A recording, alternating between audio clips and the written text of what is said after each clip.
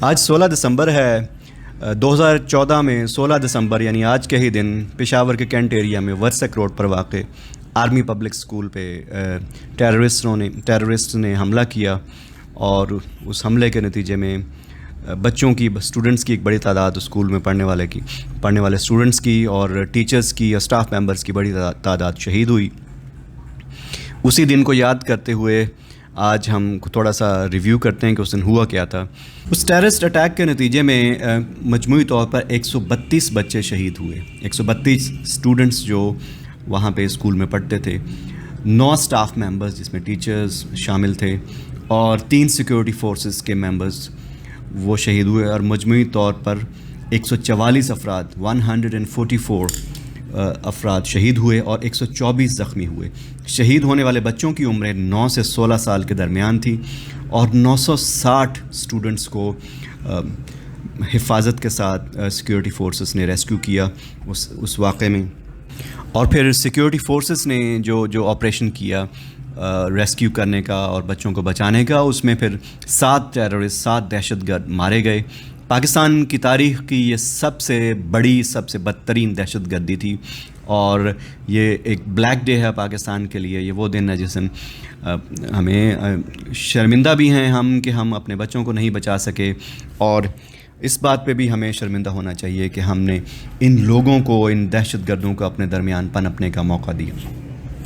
اس terrorist incident میں ملوث جو دہشت گرد تھے، اس میں عتیق الرحمان عرف عثمان، کفایت اللہ عرف کیف قاری، سبیل عرف یحییٰ افریدی، مجیب الرحمان عرف علی، مولوی عبدالسلام کمانڈر اور حضرت علی، یہ سب شامل تھے۔ 6 دہشت گردوں کو افغانستان سے گرفتار کیا گیا۔ دہشت گردی کی کارروائی کا ماسٹر مائنڈ ملا فضل اللہ تھا، جو افغانستان میں ڈرون حملے میں پھر بعد میں مارا گیا تھا، اور اس واردات میں TTP کے تحریک طالبان پاکستان کے ذیلی group TTP Swat, Tariq Gidar group اور توحید اور جہاد، یہ سارے گروپ شامل تھے۔ اس حملے کی، آرمی پبلک اسکول پشاور پر حملے کی جو پلاننگ تھی، وہ ملا فضل اللہ کی منظوری کے بعد پاکستان افغانستان سرحد پر واقع شنواری مرکز میں ہوئی۔ بعد میں پھر جو انویسٹیگیشنز ہوئیں، اس میں پتہ چلا کہ دہشت گردوں کے جن لوگوں سے ٹیلی فونک رابطے تھے، ان کے ٹھکانے سرحد پر افغان سرزمین پر تھے۔ ان سے معلومات کے بعد طے پایا کہ آرمی چیف فوری طور پہ پھر افغانستان گئے، افغان حکام سے معلومات شیئر کی پھر انہوں نے۔ یہ حملہ ٹیررسٹوں نے 16 دسمبر کی صبح 2014 کو صبح 10 بجے کیا۔ یہ وہ وقت تھا جب آرمی پبلک اسکول پشاور میں 9th اور 10th گریڈ کے اسٹوڈنٹس کو فرسٹ ایڈ کی ٹریننگ دی جا رہی تھی، اور 7 جو ٹیررسٹ تھے وہ آرمی کی وردی میں، فرنٹیئر کور کی وردی میں، اسکول کے پاس جو ایک گریو یارڈ ہے، قبرستان ہے، وہاں سے وہ دیوار توڑ کے اندر گھسے، اور کچھ ٹیررسٹ جو تھے وہ اسکول کے پاس آئے، انہوں نے اپنی وین میں آئے، اور پھر وہ ان کے پاس گرینیڈز اور آٹومیٹک اسلحہ AK-47 تھا، اور وہ اسکول میں داخل ہوئے، اسکول کے ہال میں چلے گئے، اور پھر وہاں پہ جا کے انہوں نے انڈسکریمنیٹ فائرنگ شروع کر دی، اور پھر اس کے بعد انہوں نے بچوں کو اکٹھا کر کے پھر انہوں نے ان کو ہاسٹیج بھی بنایا۔ یہ ایک لمبا پروسیس چلا جس میں پھر بعد میں سیکیورٹی فورسز نے ریسکیو آپریشن شروع کیا، اور اس ریسکیو میں SSG کمانڈوز کے 3 جوان بھی شہید ہوئے، لیکن 1100 اسٹوڈنٹس میں سے پھر 960 اسٹوڈنٹس کو پھر سیفلی ایویکویٹ کیا گیا، اور پھر اس میں پھر جو ٹیررسٹ تھے ان کو گن ڈاؤن کر دیا گیا۔